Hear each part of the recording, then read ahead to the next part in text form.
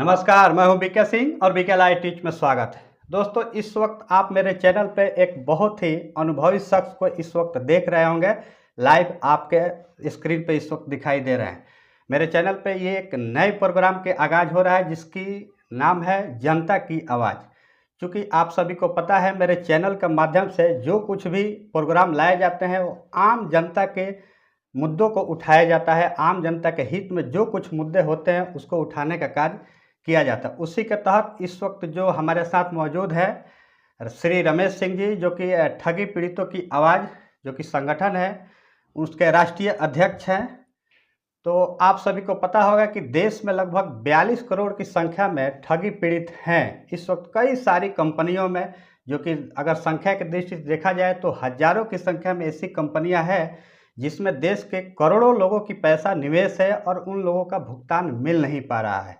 लेकिन इसके साथ ही जो कुछ अभिकर्ता हैं, कार्यकर्ता हैं, वे लोग भी कुछ खास परिस्थितियों से परेशान हैं।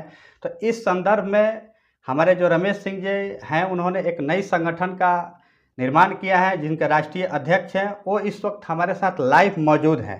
उनसे हम सीधी बात करेंगे क्योंकि बहुत सारे मुद्दे हैं इस वक्त बात करने के लिए। लोगों की जो कुछ भी मन में भ्रांतियां हैं, जो कुछ भी सवालें हैं, उसको हम इस वक्त ठीक समक्ष रखने वाले हैं रमेश सिंह जी से। तो रमेश सिंह जी, आपका हमारे चैनल पे बहुत बहुत स्वागत है। धन्यवाद सर, नमस्कार। जी जी, जय हिंद, जय भारत। जी सर, आपने अपना कीमती समय इस चैनल के लिए निकाला है क्योंकि बहुत सारे दर्शकों का डिमांड था आपसे कुछ लाइव बातचीत करने के लिए। तो सभी लोगों की जो प्रश्न था, आम जनता की जो आवाज़ थी, वो इस वक्त मैं आपके सामने रखने की कोशिश करूंगा। थोड़ी सी सवाल कड़वे होंगे लेकिन आपको उचित और सही, बिल्कुल ईमानदारी पूर्वक आपको अपनी बातें रखनी होगी, ताकि जो जनता के मन में भ्रांतियां हैं, जो लोगों के मन में सवाल है, वो उनके मन की जो सवाल का है उसको प्रश्न का उत्तर मिल सके।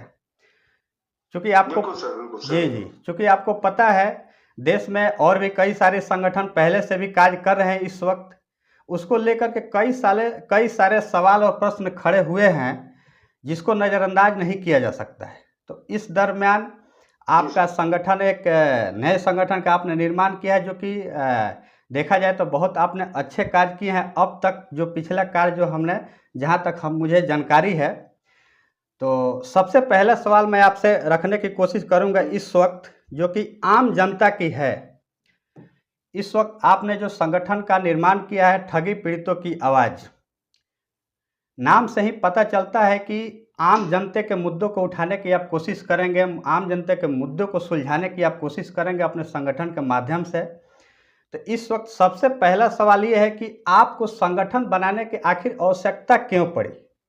बहुत सारे संगठन पहले से चल रहे हैं, लेकिन इस वक्त आपको आखिर कैसे जरूरत पड़ी, इसकी कैसी महसूस हुई? हाँ सर, परिस्थितियां क्या, वैसे हम किसी संगठन पे उंगली नहीं उठाएंगे, जी जी, लेकिन लगभग देखा जाए बहुत सारे पीड़ित कार्यकर्ता और जमाकर्ताओं ने बहुत सारे संगठन पहले भी देखे। देखने के बाद में कहीं ना कहीं उनकी करनी और कथनी में अंतर जी जी, तो दिखा। साथ में हमें संगठन बनाने की विशेष करके जरूरत इसलिए पड़ी कि जी जिस तरह से अन्य संगठनों ने जी, केंद्रीय कानून परिषद 2019 को लेकर के पूरे भारत में जन जागरण जन चेतना अभियान, हम लोग भी शामिल थे उसमें। जी जी, और वो किया गया कहीं ना कहीं उत्तर प्रदेश राज्य में, अगर देखा जाए, हिंदुस्तान में पहला ऐसा राज्य था जी जहां सारी कंपनियां, समस्त कंपनियों के लिए विंडो ओपन हुए कलेक्ट्री में, तहसील में। जी, और आवेदन के बाद जब पुलिस वेरिफिकेशन शुरू हुआ जी जी, तो कहीं ना कहीं निवेशक एक बात बोलता था कि सर, हमें तो फला एजेंट ने फंसा दिया। मुझे तो मालूम, बहुत सारे ऐसे निवेशक थे जिनको अपनी कंपनी का नाम ही नहीं मालूम था। जी जी, तो कहीं होना यह शुरू हुआ कि उन अभिकर्ताओं के ऊपर फर्जी मुकदमा पंजीकृत होने लगा। जी जबकि हमारा अपना मानना है, जो एजेंट है जी, कहीं ना कहीं वो विक्टिम है, अपराध पीड़ित है, जो ठग कंपनी या क्रेडिट कोऑपरेटिव सोसाइटी द्वारा उन्हें पहला शिकार बनाया गया। जी जी, और फिर जानने पकड़ने वालों का भी पैसा लगवा दिया। कहीं ना कहीं भारत सरकार या राज्य सरकार द्वारा कंपनियां रजिस्टर्ड थी। जी, जब मैं इनके ऊपर पंजीकृत होने लगा तो मुझे लगा कि बाराबंकी जनपद में मसौली थाना पड़ता है, जहां 26 एजेंट के ऊपर एक साथ 26 एजेंटों के ऊपर FIR दर्ज हुई, जिसमें 420, 406, 467, 468, 419, 471, 120B, 504, 506 और गैंगस्टर एक्ट 14 ये धाराएं लगाई गई, जिसमें 2 महिलाएं भी थी। तो मुझे लगा कि अभिकर्ता की सुरक्षा को लेकर के भी, क्योंकि ज्यादातर आंदोलन जो होते हैं, आंदोलन में अभिकर्ता 90% होते हैं और निवेशक 10% होते हैं। तो नीति याचिका लगाने के लिए मैंने अपने संगठन के जो पूर्व संगठन था उनके मुखिया से बात की। उन्होंने कहा कि हम PIL लगाएंगे या प्रॉपर पिटीशन लगाएंगे, लेकिन समय आने पे वो मुकर गए। और फिर उन्होंने मुझसे एक ही बात कही कि आप स्वयं क्यों नहीं PIL लगा देते हो। तो जैसे मैंने PIL लगाई तो अपना नियुक्ति पत्र के साथ साथ जब मैंने सारे डॉक्यूमेंट्स, जिसमें छत्तीसगढ़ सरकार का और हाई कोर्ट का मेमोरेंडम, मद्रास हाई कोर्ट की जनहित याचिका की कॉपी और बहुत सारे जो अभिकर्ता और जमाकर्ताओं ने आत्महत्या किए थे, वो हमने रिपोर्ट समय जब लगाई। लेकिन दिक्कत यहाँ आ गई सर कि हाई कोर्ट ने आपसे मतलब एथराइज लेटर मांगा कि एथराइज लेटर चाहिए। और जब मैंने मुखिया से एथराइज लेटर की बात की तो उन्होंने पहले तो हाँ किया, लेकिन बाद में उन्होंने देने से मना कर दिया कि हम आपको एथराइज लेटर नहीं देंगे, नहीं दे सकते हैं जी। हाँ, अगर PIL लगाओगे तो कहीं ना कहीं हम आपको संगठन से निकाल के बाहर करेंगे। तो मैंने एक ही पूछा, सर आखिर PIL क्यों नहीं, दिक्कत क्या आ रही है? तो उन्होंने कहा कि PIL लगाओगे तो आपका आंदोलन खत्म हो जाएगा। हमने कहा वो कैसे? तो उन्होंने कहा कि अभिकर्ता सुरक्षित हो जाएगा, तो पहली बात आंदोलन में नहीं आएगा। दूसरी चीज कि कहीं ना कहीं जब डर खत्म हो जाएगा तो हमें जो चंदा मिल रहा है वो चंदा मिलना भी बंद हो जाएगा। तब मुझे लगा कि कहीं ना कहीं जो अन्य संगठन है, मैं किसी संगठन का नाम नहीं लूंगा, इसका मतलब है का धंधा बना रखा है। तो मुझे संगठन को नया संगठन बनाना पड़ा। और क्योंकि जो हमारे साथ कंधे से कंधा मिला के आंदोलन को और संगठन की गति को भुगतान के लिए लड़ाई लड़ रहे हैं, तो मेरी एक जिम्मेदारी ड्यूटी बनती है कि उनकी सुरक्षा भी सुनिश्चित होनी चाहिए। बिल्कुल होनी चाहिए। इस देश के कोई भी एक भी नागरिक पे अगर किसी भी प्रकार की कोई परिस्थितियां ऐसी पैदा होती हैं कि उनको कोई मुसीबत आए, तो उस पर आपकी निगाहें पड़ी है इस वक्त, तो ये आपका कार्य बहुत सराहनीय है। लेकिन इस वक्त जितने भी संगठन है उस पर कई सारे आरोप भी लगे हुए हैं, जो मैं अभी यहाँ पे नाम नहीं लेना चाहता हूँ। कई सारे आरोप है, इससे जनता का विश्वास थोड़ा कम होता हुआ दिख रहा है। पिछले कुछ महीनों में ऐसी परिस्थितियां पैदा हुई हैं, सोशल मीडिया पे काफ़ी सारे खबरें चली है, बहुत सारे लोगों ने इस बात की जानकारियां ली है सोशल मीडिया के माध्यम से। इसको लेकर के भरोसा थोड़ा कम हुआ है। तो उस परिस्थिति में आप जब एक नए संगठन को लेकर के इस वक्त आए हैं, तो आखिर आपके ऊपर लोग भरोसा कैसे करें? आप क्या चीज़ ऐसा आप करना चाहते हैं अपने संगठन के माध्यम से, ताकि लोगों को भरोसा बने कि हाँ नहीं, मेरी परिस्थितियां इस संगठन के माध्यम से हल हो सकती है? हाँ, बिल्कुल सही बात सर। ये कारण है कि पूर्व जो भी संगठन रहे उन लोगों ने कुछ ऐसे कार्य किए, वादे तो बहुत सारे किए, लेकिन एक भी वादा नहीं पूरा किया। लेकिन सर आपका संगठन हिंदुस्तान का पहला ऐसा संगठन है जिसने किसी भी अभिकर्ता से या निवेशक से PIL लगाने के लिए 1 रुपया भी चंदा नहीं लिया, और संगठन ने अपने पास से PIL यानी अभिकर्ता सुरक्षा और भुगतान को लेकर के हाई कोर्ट लखनऊ में PIL दाखिल कर दी है और किसी से कोई सहयोग राशि नहीं ली है। तो इससे कहीं ना कहीं लोगों का भरोसा बढ़ेगा कि पहला ऐसा संगठन है जिसकी करनी और कथनी में अंतर। बिल्कुल जी। आपने जो PIL दर्ज किया है लखनऊ हाई कोर्ट में, जहाँ तक मुझे जानकारी है, तो ये चूंकि बिना किसी के सहयोग से आप अपने स्तर से या फिर आपकी जो भी इस वक्त कमेटी में कुछ ऊंचे पद पे जो लोग होंगे, उन लोगों के सहयोग से अगर आपने निजी रकम लगा करके अगर आपने लखनऊ हाई कोर्ट में जो PIL दर्ज किए हैं, इसके लिए आप काफ़ी लोकप्रिय इस वक्त नज़र आ रहे हैं, क्योंकि सोशल मीडिया में काफ़ी सारे चर्चाएं चलती है। मेरे भी जितने भी व्यूअर हैं कुछ कमेंट्स करके मेरे से जानकारियां मांगी है। तो इस वक्त जो आप खुद अपने पैसों से बिना किसी चंदे का आपने इतनी बड़ी जो कार्य किया है, जो शायद इस वक्त आज से पहले कभी ऐसा नहीं हुआ है, जो शायद आप अपने संगठन के माध्यम से पहली बार ये करने की कोशिश किया है, ये काफ़ी बधाई के पात्र हैं। लेकिन सवाल एक यहाँ पे और बनता है जो कि लोगों के मन में खासे हैं कि कोई भी संगठन है चलाने के लिए कुछ न कुछ धन की ज़रूरत पड़ेगी। आपको कई सारी यात्राएं करनी पड़ती है, जैसे PIL दर्ज किए तो उसके भी कुछ चार्जेज लगते हैं। तो इस प्रकार से कई सारे खर्चे होते हैं जिसको वहन करना जरूरी है। तो इस बढ़ती महंगाई के दौर में अगर आप अपने पैसों से आप आखिर कब तक ऐसे कार्य करते रहेंगे? क्या इस पैसों की पूर्ति के लिए आपके पास और कोई रास्ता है या फिर आप खुद अपने आप पे आधारित हैं?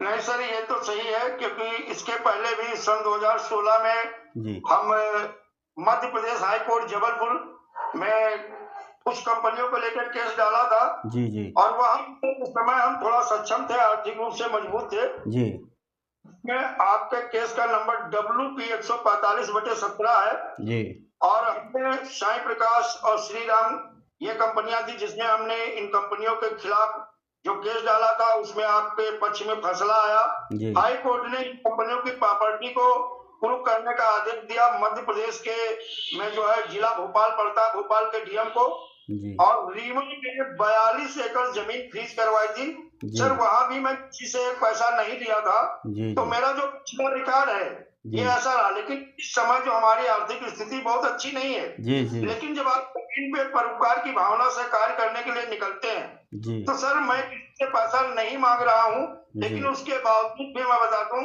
28,902 रुपया जी लोगों ने, किसी ने 101 रुपया, किसी ने 201 रुपया, किसी ने 500, किसी ने 1000, जी अपने बगैर मांगे जी जी लोगों ने मुझे सहयोग दिया है। जी तो स्वेच्छा सर से। कहीं लोगों को भरोसा हुआ कि ये व्यक्ति अपने पास से पैसा लगा के हमारे लिए लड़ रहा है। तो हम जानते हैं अच्छे लोगों की कमी नहीं है हिंदुस्तान में। जी जी अगर अच्छी नीयत, अच्छी मंशा के साथ आप कोई काम करते हो तो जी ईश्वर भी मदद करता है और कहीं ना कहीं सर लोग आपकी मदद करते हैं। जी जी बिल्कुल। ये जो आपने कदम उठाया है ये शायद आज से पहले अभी ऐसा कभी नहीं हुआ था। ये आपको लोकप्रिय बनाने में काफ़ी मदद करेगी।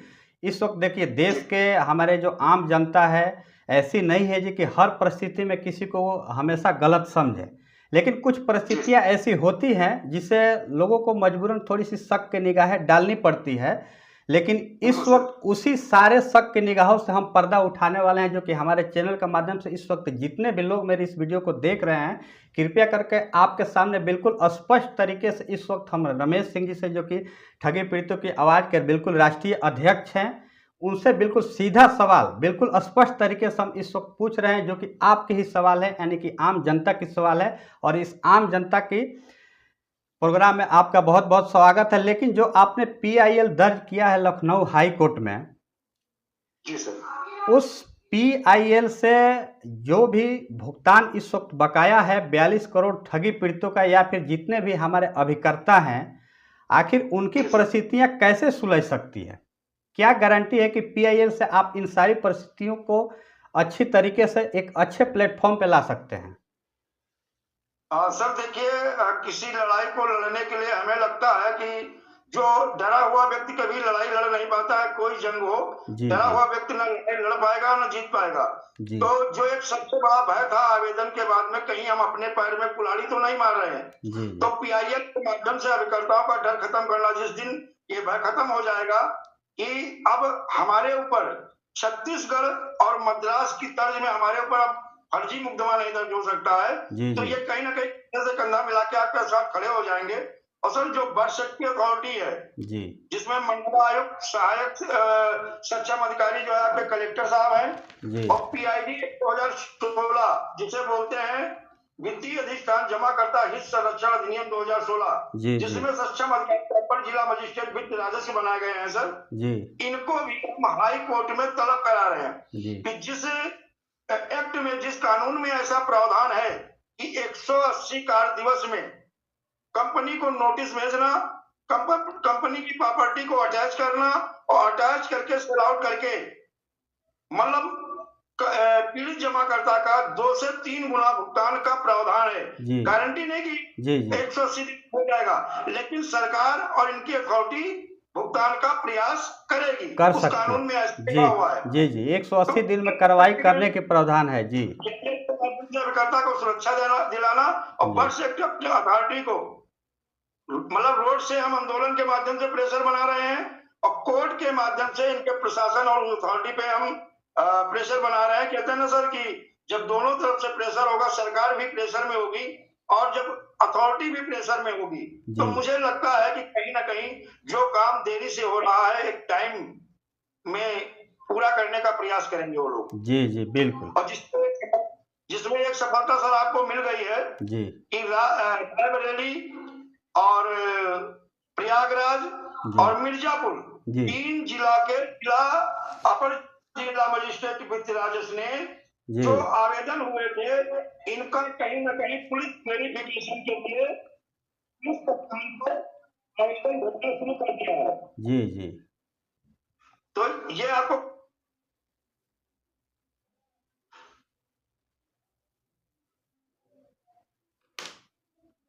आवाज आ रही है? हाँ जी जी थोड़ा बीच में रुका था, लेकिन आ रही है। आप अपनी बात जारी रखें। हाँ, तो इसमें ये आपको कामयाबी मिल गई कि 2-3 जिले में जी जो हमने पुलिस महानिदेशक वित्त फाइनेंस के वहां से रिमाइंडर भिजवाया था जी और कहीं ना कहीं अपर जिला मजिस्ट्रेट वित्त राजस्व पुलिस कप्तान को वेरिफिकेशन के लिए वो आवेदन पत्र भेजना शुरू कर दिया, जिसमें रायबरेली में सबसे बड़ी ये कामयाबी मिली है जी कि रायबरेली हाँ, तो क्या सक्षम अधिकारी ने क्लियर कर दिया है रायबरेली के जी कि वो आवेदन हुए थे वो पुलिस कप्तान को भेज दिए गए हैं, जी जिसमें पुलिस इन कंपनी के खिलाफ अपनी कार्रवाई शुरू कर चुकी है। जी। तो इस वक्त जितने भी लोग इस वीडियो को देख रहे हैं, आप देख सकते हैं किस प्रकार से अगर कोई छोटे से यानी कि जीरो से अगर कार्य को शुरुआत किया जाता है तो कैसे सफलता मिलती है। इसके लिए किसी भी कार्य को करने के लिए आप किसी भी प्रकार से निराशा न हो, एक शुरुआत करें। देखिए कैसे इस वक्त शुरुआत हुई है और सफलता मिलना इस वक्त शुरू हो चुका है, जो कि ये बहुत सराहनीय कदम है। इस वक्त जितने भी अभिकर्ता हैं, मेरे पास भी कई सारे मैसेज आए थे कि बहुत सारे लोग इस वक्त परेशान हैं ऐसी परिस्थितियों से, जबकि मैंने हमेशा अपने चैनल के माध्यम से इस प्रकार का सुझाव रखा है कि जितने भी हमारे अभिकर्ता हैं, कार्यकर्ता हैं या फिर हमारे सम्मानित जमाकर्ता, दोनों व्यक्ति आपस में परस्पर व्यवहारिक संबंध बनाए रखें। देखिए भुगतान मिलना एक अलग चीज़ है, इसके अलावा भी आपकी और भी ज़िंदगी है। जरूरी नहीं कि एक भुगतान ही आपकी ज़िंदगी है, इसके अलावा भी हमारी ज़िंदगी बहुत लंबी है। तो हमें अपने इस समाज में बिल्कुल सर उठा के जीना है, तो एक दूसरे से परस्पर व्यवहारिक संबंध बनाए रखना बेहद ही जरूरी है, एक मानवता के दृष्टि से देखें तो भी। जी जी। लेकिन अब सवाल ये है कि बहुत से जो लोग हैं ये सोचते हैं कि क्या PIL, जो कि अगर देखा जाए तो चाहे हाई कोर्ट हो, सुप्रीम कोर्ट हो, बहुत सारे PIL दर्ज हैं, जिसकी समय सीमा क्या होती है। बहुत सारे PIL है कि बहुत लंबे समय तक इंतज़ार मिलता है, आपको न्याय मिलने में इंतज़ार लग जाता है। तो इस वक्त जो आपने PIL दर्ज किया है उसकी क्या कोई समय सीमा है कि हाँ इतने दिनों में इस PIL का निस्तारण किया जा सकता है, ताकि लोगों को एक उम्मीद बने कि नहीं, मैं अगर कोर्ट का माध्यम अगर अपनाते हैं, हम अगर कोर्ट का दरवाज़ा खटखटाते हैं तो हमें न्याय मिल सकता है। क्योंकि अगर सुप्रीम कोर्ट, हाई कोर्ट में जितने सारे केसेस लंबित हैं, आज दशकों से लंबित हैं, सुनवाई का नाम नहीं लिया जा रहा है, तो क्या एक जो और नई PIL दर्ज हुआ है आपके माध्यम से, क्या उसकी कोई समय सीमा है कि हाँ इतने दिनों के अंदर इसका निस्तारण किया जा सकता है?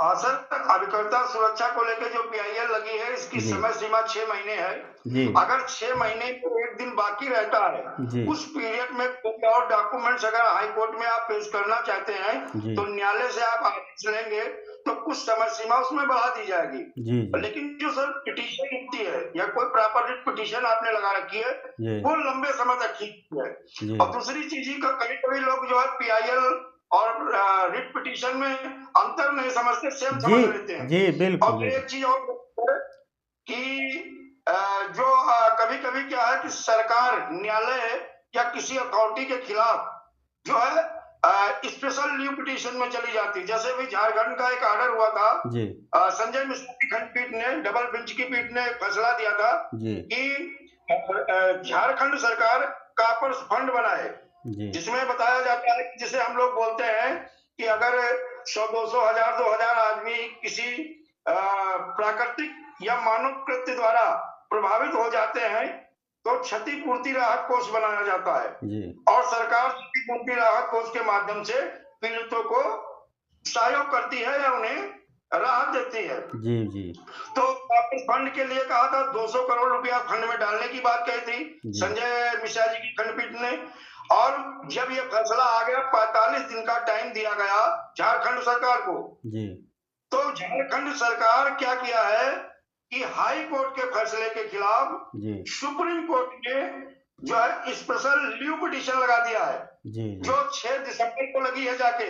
और उनके अधिवक्ता ने हाई कोर्ट को अवगत करा दिया है कि लीव पिटीशन हम आपके फैसले के खिलाफ लगा चुके हैं, इसलिए अब आपका फैसला यहाँ पे स्थगित हो जाता है। जी जी तो आपके जो पीआईएल लगी है सर, 6 महीने का टाइम है जी और मंडे को आपकी डेट लगी हुई है सर। इस अब उसमें सुनवाई होगी जी और ये 6 महीने आपकी पिटीशन का फैसला आ जाएगा सर। जी, माने मंडे जो जो कल की मंडे या फिर next Monday? Next Monday sir. जी, ओके। तो इस वक्त आप देख सकते हैं जो पीआईएल दर्ज हुआ है, बहुत से लोगों के मन में ऐसी भ्रांतियां होती है कि कोर्ट के मामले काफ़ी लंबे समय तक चलते हैं, इससे हमें न्याय मिलता नहीं है, जो कि पिछले काफ़ी समय से हम इस बात को देखते भी आ रहे हैं। लेकिन यहाँ कुछ परिस्थितियाँ अलग है। पीआईएल की क्या क्या प्रावधानें होती हैं, उसको लोगों की समझने की ज़रूरत है। और इस पीआईएल की नेक्स्ट डेट अगले सोमवार को मिली है। तो उस वक्त उस दिन क्या कुछ सुनवाइयों में होते हैं, ज़रूर हम अपने वीडियो के माध्यम से आप सभी लोगों को बताने की कोशिश करेंगे। लेकिन अब सवाल ये है कि आप अपने संगठन के माध्यम से लोगों को जागरूक करने की कोशिश कर रहे हैं, पूरे देश भर में जोड़ने की आपने कोशिश जारी रखी है। लेकिन क्या जो पीआईएल आपने जो न्यायालय की रास्ता अपनाया है, कोर्ट की रास्ता अपनाया है, क्या ये अंतिम विकल्प है या फिर इसके अलावा भी कोई और प्लान बी आपके मन में ऐसा कुछ होगा? नहीं, बिल्कुल सर। देखिए, पीआईएल अंतिम विकल्प नहीं होता है, जी क्योंकि पीआईएल के अलावा इस चीज को आप भी जानते हो, हमें लगता है हमारे बहुत सारे जो आपके चैनल पे बहुत सारे लोग देख रहे होंगे जो लाइव हैं, जी जी तो वो भी जानते हैं कि पीआईएल अंतिम विकल्प नहीं है। जी जी लेकिन हाँ, राहत मिल सकती है। और इसके अलावा भी भुगतान को लेके आपने सुप्रीम कोर्ट के, चाहे वो सहारा इंडिया को लेके हो, चाहे पीएसएल इंडिया को लेकर सन 2016 में फैसला हुआ, लोला कमेटी का गठन हुआ, 6 महीने में आदेश हुआ था कि जी पीड़ित जमाकर्ताओं का भुगतान किया जाए।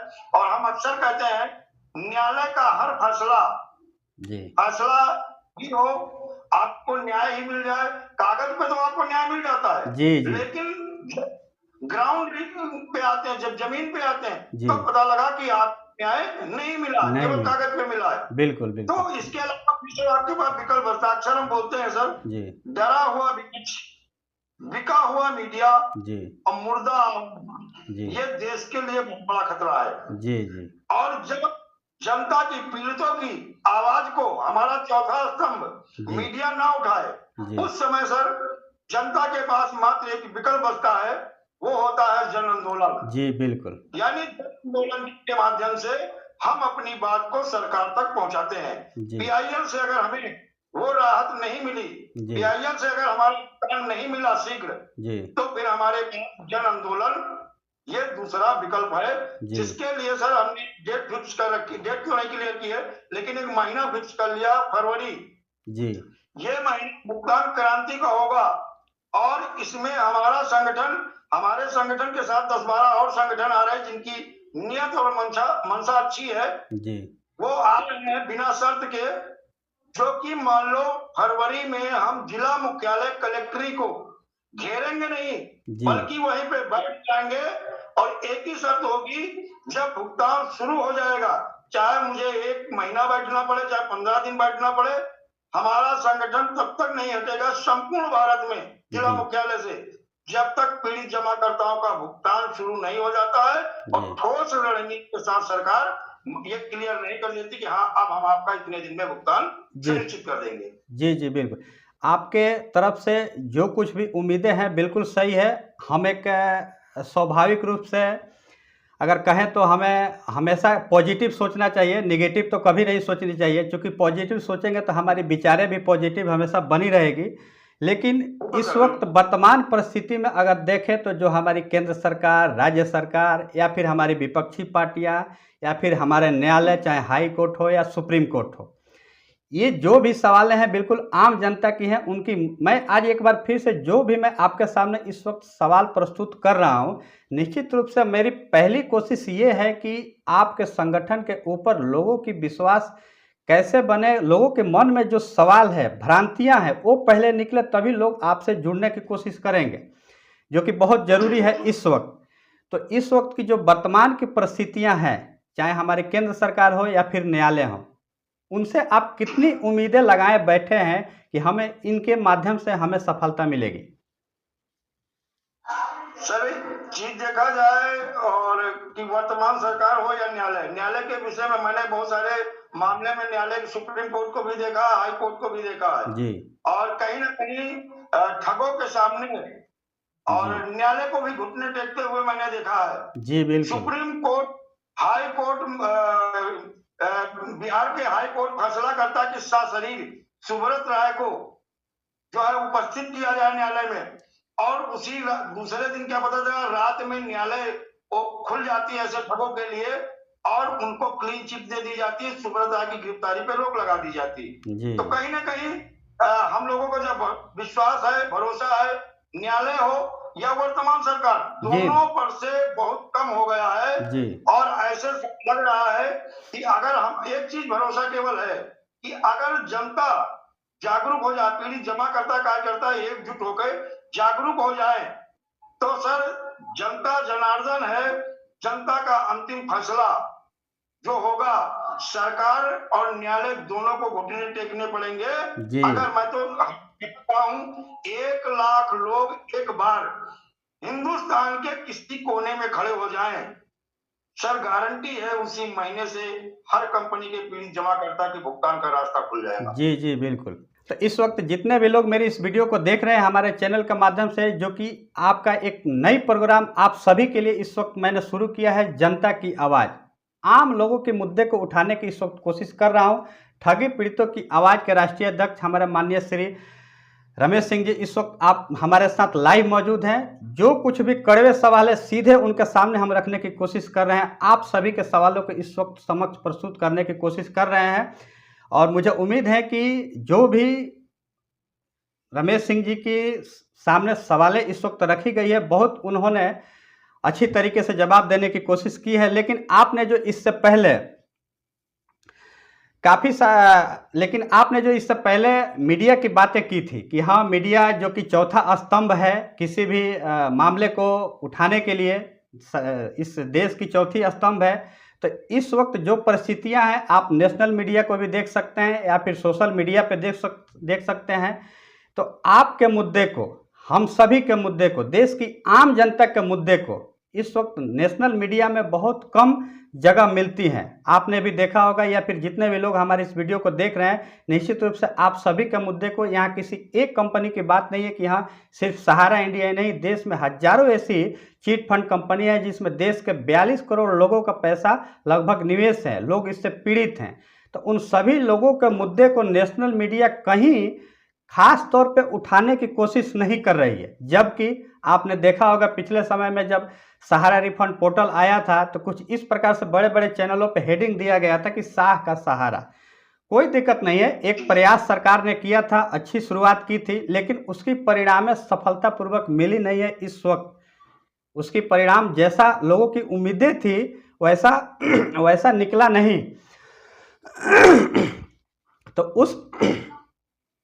उस जो सहारा रिफंड पोर्टल जो इस वक्त लगभग फेल नज़र प्रतीत आ रहा है, और इस परिस्थिति में जितने भी निवेशक बंधु हैं, इस सहारा इंडिया के निवेशक के अलावा जो बहुत ऐसी जो चिट फंड कंपनियां हैं, तो उन लोगों के मुद्दे को जो नेशनल मीडिया इस वक्त उठा नहीं रही है, तो उस परिस्थिति में आप सोशल मीडिया को किस दृष्टि से देखते हैं?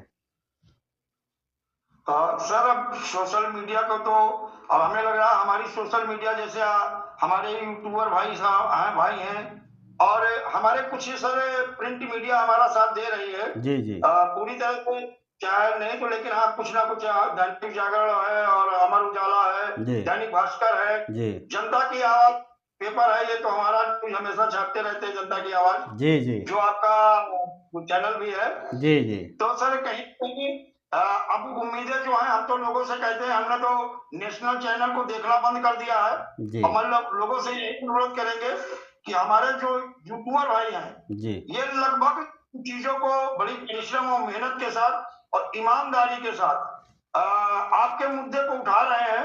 और मैं सबसे यही अनुरोध करूंगा कि कम से कम यूट्यूब किसी भाई का है अगर आता उस चैनल को सब्सक्राइब करना, लाइक करना, कमेंट करना, सुझाव देना, जी ये जी बहुत जरूरी है।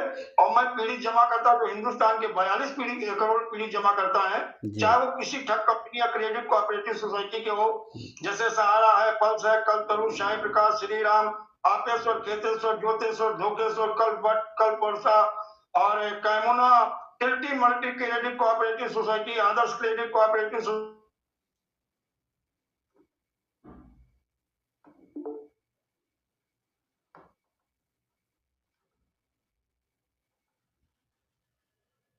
इस जी तरह से जितनी भी ठग कंपनी या क्रेडिट कोऑपरेटिव सोसाइटी है, जी और हमें लगता है कि एक बहुत बड़ा माध्यम है। और सोशल मीडिया पे हमारे जो भी अभिकर्ता किसी कंपनी के हैं या क्रेडिट कोऑपरेटिव सोसाइटी के, ज्यादा से ज्यादा एक्टिव हो जाएं अगर।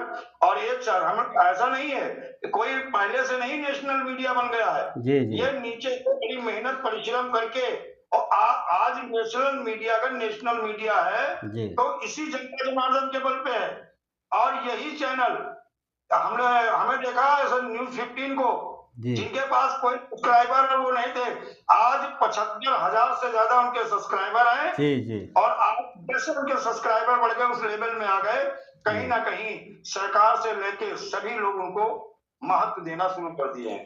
जी जो इस वक्त जो चाहे प्रिंट मीडिया हो, नेशनल मीडिया हो, एक समय सभी ने जीरो से शुरुआत किया हो, या फिर चाहे कोई भी बड़े बड़े संगठन इस वक्त हमारे देश में है, सभी ने एक दिन जीरो से शुरुआत किया।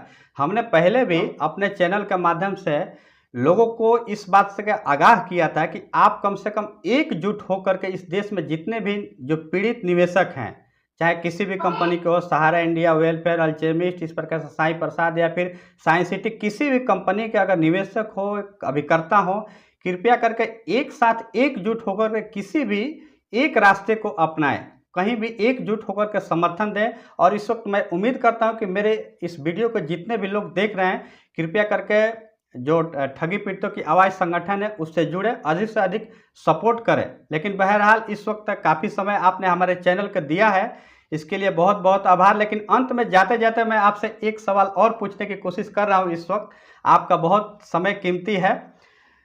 जाते जाते आप हमारे दर्शकों के लिए क्या कहना चाहेंगे? क्योंकि बहुत से लोग हमारे इस वीडियो को इस वक्त लाइव देख रहे हैं, तो आप हमारे दर्शकों के लिए क्या कुछ संदेश देना चाहेंगे भविष्य के लिए? वर्तमान की परिस्थितियां बहुत सारी हैं, जिसका हम अपने स्तर से भी लोगों की समस्याओं का निस्तारण करने की भरपूर कोशिश करते हैं, चाहे सहारा रिफंड पोर्टल हो या फिर किसी भी प्रकार की परिस्थितियां हो। लेकिन भविष्य के लिए आप हमारे दर्शकों को क्या कुछ कहना चाहेंगे? अब मैं दर्शकों से यही कहूंगा कि कुल मिला के इतना जान लें, अब किसने क्या किया मुझे नहीं पता, भविष्य में क्या होने वाला वो भी नहीं, उसको समय के गर्भ में है। लेकिन मैं आज के दर्शकों को एक विश्वास और भरोसा दिलाना चाहता हूं, जहां आप धोखा खाए हुए, क्योंकि जहां विश्वास होता है वहीं धोखा होता है। जी जी लेकिन ये गारंटी हम दे सकते हैं और ये भरोसा दिलाते हैं कि हर ठग कंपनी, क्रेडिट कोऑपरेटिव सोसाइटी का जब तक हम भुगतान नहीं करवा देंगे, जी तो ये ड्यूटी और जिम्मेदारी जो आपने हमें सौंपी है, हम तब तक न बैठने वाले हैं, न सोएंगे, और न ये जो सत्ता में बैठे हुए ठग हैं जी या शासन प्रशासन में बैठे ठग हैं, इनको ना हम चैन की नींद सोने देंगे, ना सोएंगे और ना सोने देंगे। और आप हर कंपनी के पीड़ित जमाकर्ता का भुगतान हम इसी 3-4 महीने के अंदर भुगतान का मार्ग सुनिश्चित करवा देंगे। आप बिल्कुल मायूस ना हो, हताश ना हो, जी निराश ना हो। ईश्वर साक्षी है, सत्य परेशान हो सकता है, पराजित नहीं, विजय आपकी होनी है। और दुनिया की कोई ताकत आपका अब भुगतान नहीं रोक पाएगी। जी, इस वक्त जो परिस्थितियां हैं, एक भुगतान कब तक मिलेगा इसकी अभी तो कोई समय सीमा तय तो नहीं है, लेकिन भुगतान मिलने की डेट से लेकर के और आज के वर्तमान वक्त के बीच में जो कुछ परिस्थितियां हैं, उसमें हमारे जो भी पीड़ित जमाकर्ता भाई हैं या फिर हमारे अभिकर्ता भाई हैं, कैसे अपने आप को संभालेंगे इस वक्त इस परिस्थिति में, उसके लिए थोड़ी सी आप दो शब्द जरूर कहें।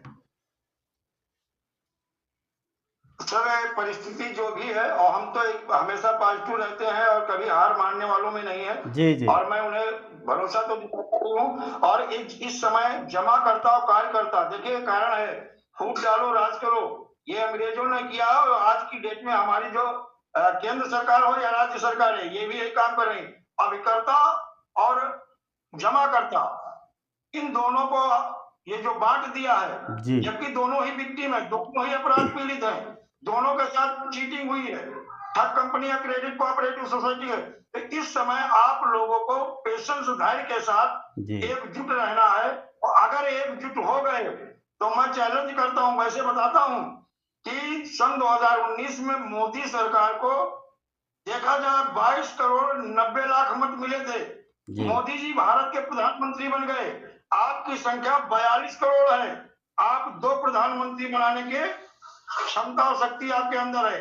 और आप धैर्य रखें, एकजुट रहें, और एकजुट रहेंगे तो दुनिया की कोई ताकत आपके पैसे को हजम नहीं कर पाएगी।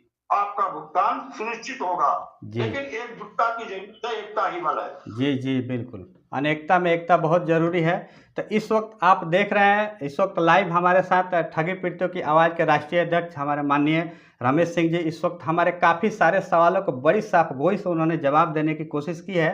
तो जो कुछ आज जनता की आवाज़ें थी, जो कुछ लोगों के मन में सवाल थे, संगठन को लेकर के, पीआईएल को लेकर के, भुगतान को लेकर के, सुरक्षा को लेकर के, सारी सवालों को हमने पूरी अच्छी तरीके से आपके समक्ष रखा है और बड़ी साफगोई से आपने इस वक्त हमारे सभी दर्शकों को जवाब दिया। इस उम्मीद करता हूं कि आपके द्वारा जो कुछ भी जानकारियां दी गई है उससे हमारे दर्शक काफ़ी संतुष्ट होंगे और आपने हमारे चैनल के लिए काफ़ी कीमती समय दिया है, इसके लिए आपका बहुत बहुत धन्यवाद। अगले नेक्स्ट टाइम में एक बार फिर से हम आपसे संपर्क करने की कोशिश करेंगे, आगे की कुछ गतिविधियाँ होगी अपने दर्शकों के समक्ष प्रस्तुत करने के लिए।